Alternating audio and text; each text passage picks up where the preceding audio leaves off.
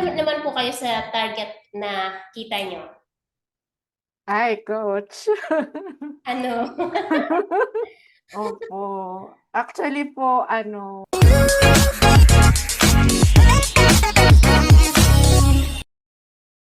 Kung bago ka lang sa channel na to, I'm Kaji, virtual assistant, executive assistant, bookkeeper, accountant. So kahit anong work pinapasok ko, basta't online.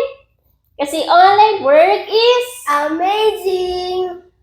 Sa channel na to, dinidiscuss natin more on online work, tips and tricks, and mga success stories. So kung interested ka sa mga topics na yon, please consider subscribing and don't forget to hit the notification bell para wala kang ma-miss na video na ina-upload ni Kaji every single week. Okay. Ate Judith, kamusta? okay lang po. Kumusta po? Ito okay lang din. So, bigyan mo naman Hmm. kami ng background about yourself. Ikaw ba ay accountancy graduate? Ikaw ba ay may experience na before sa accounting, sa bookkeeping? Taga saan po kayo?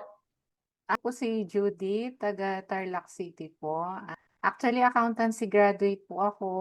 Meron pong experience as accounting staff sa local government.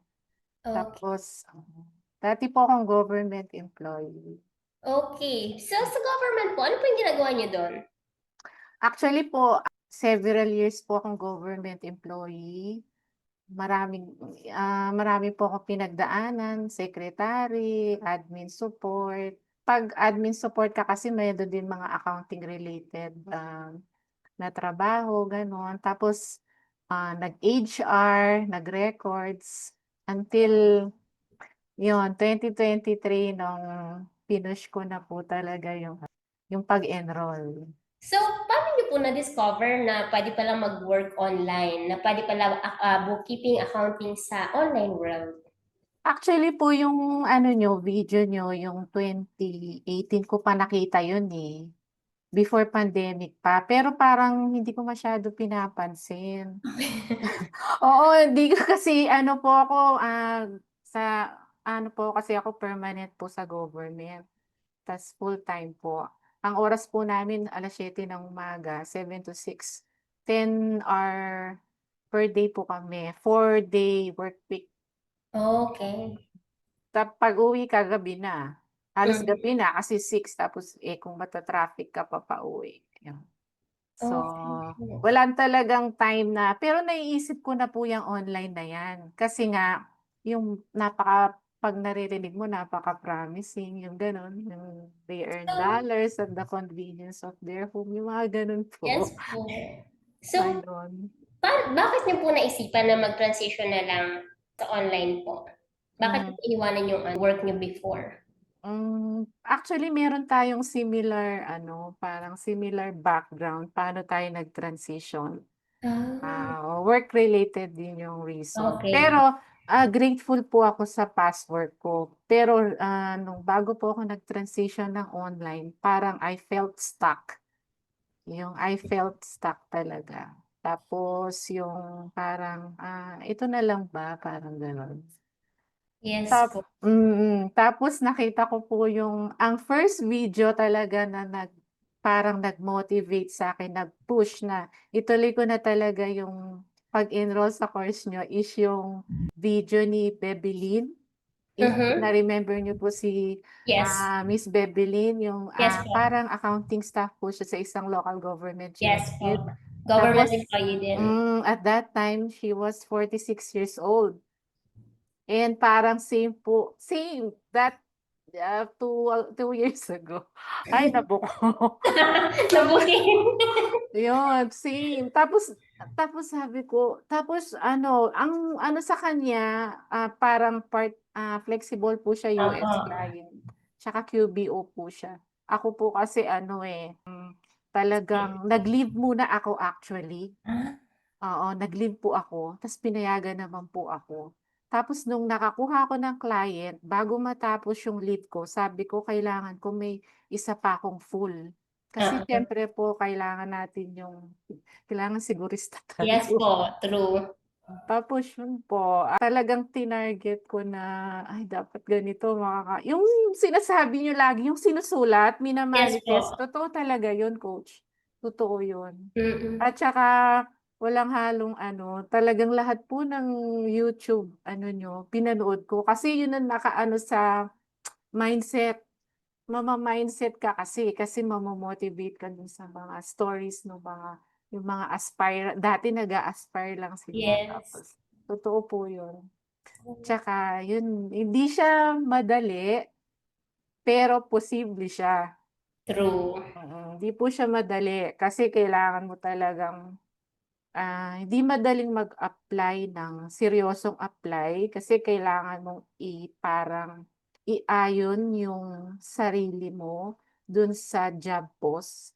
Yes. Hindi mo sasabihin kung ano yung meron ka, kailangan i-align mo dun sa kung ano yung gusto nung, naghahanap ng Yes. bookkeeper, gano'n. Oh Yun. my God. So another government employee na nag-transition sa bookkeeping Mm. world naman yung story natin ngayon. So Jude, Judith, Miss Jude. so Oo. gaano po kayo katagal bago makakuha ng client? Mabilis po ba o matagal? Actually coach ang nangyari diyan, actually naku, 4 na course ang kinuha ko sa'yo. Bakit apat?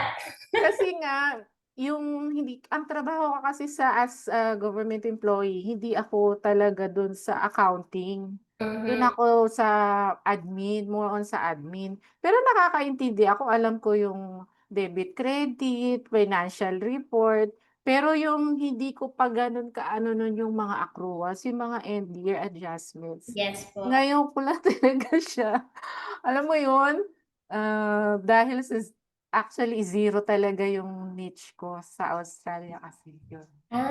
Sa Australia po ang clients niyo. Opo. Ilang clients niyo po? Bale isang pong full task, isang part-time. Parehas Australia? Opo, parehas Okay, po. so naghahanap po kayo ng GST, BAS. Mm. Pero before ka mag-apply sa kanila, wala kang experience nun.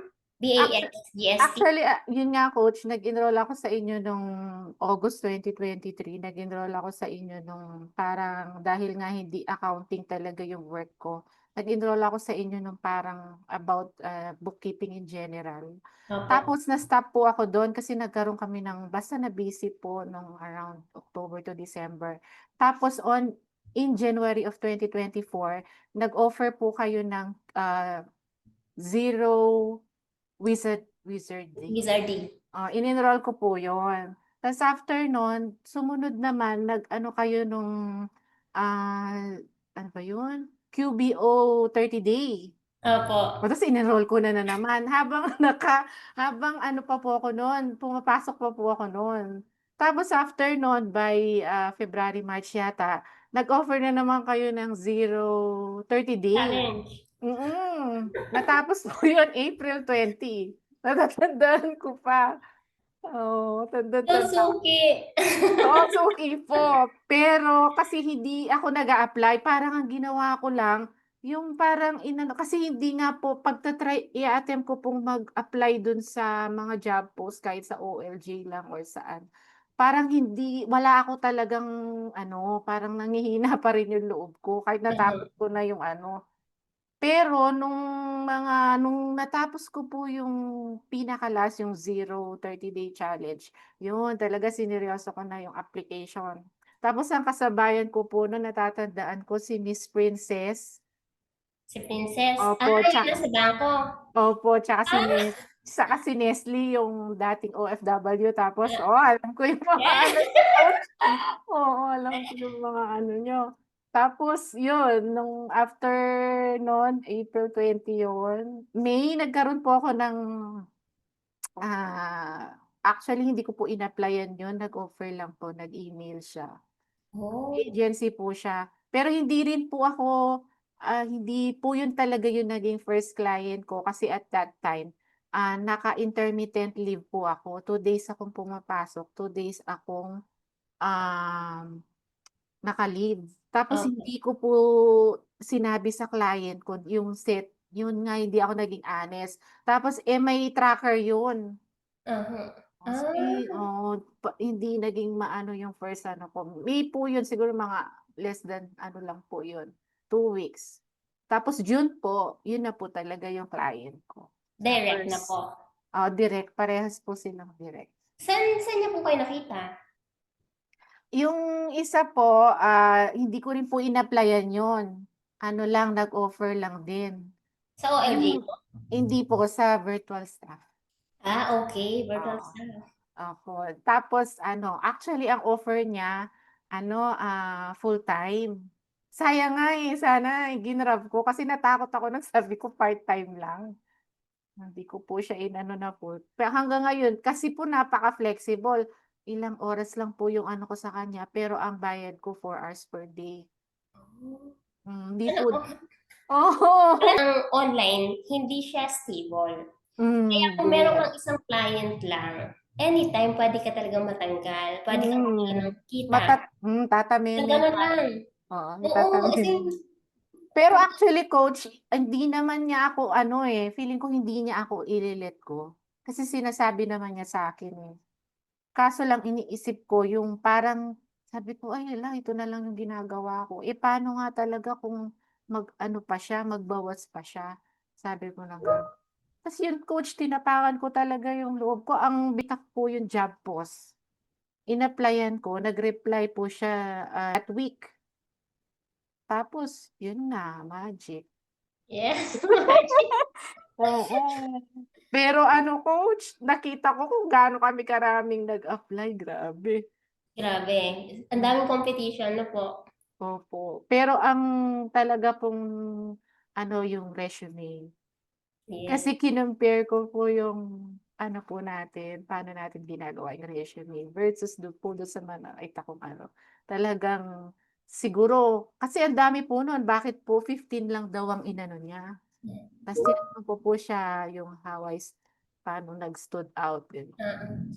Yun nga po yung resume.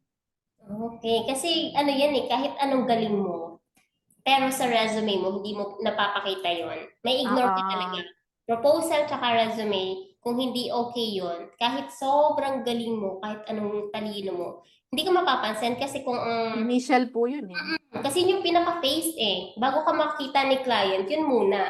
So, Opo, paano niya malalaman na magaling ka or meron ka talagang skills kung meron kang skill. dun pa lang wala na. So, yun Tsaka ang makikita niya yung skill mo dun kasi yung paano mo ni-layout yung pinili resume, na. Yes. tama. Okay. So, okay naman po kayo sa target na kita nyo. Ay coach. Ano? Opo. Okay. So, thank you so much po, Ate Judith. Meron po ba kayong gustong i-share or words of wisdom, mga advices na gustong i-share sa lahat ng manonood ng video na to? Di po madali yung mag-apply ng, VA work, pero posible po siya. Basta po iisipin natin na kaya natin tapos gagawin po natin yung part natin. Kasi kung hindi po natin gagawin yung, mag-e-enroll tayo tapos hanggang dun lang. Kasi talagang kailangan pong, mag-apply, mag-take action. Yun nga po yung lagi niyong sinasabi yung take action para nun, lahat ng pinag-aralan natin ma-apply natin. Kasi kung hindi po tayo magte-take action, hindi po wala po lahat nung in-enroll natin. Okay, so thank you so much, Ate Judith, for your time today. And kung nagustuhan nyo ang story ni Ate Judith, please like this video. And kung may question kayo, comment lang kayo sa video na to. And that's it for today. We'll see you again next week sa panibagong video. Bye! Ay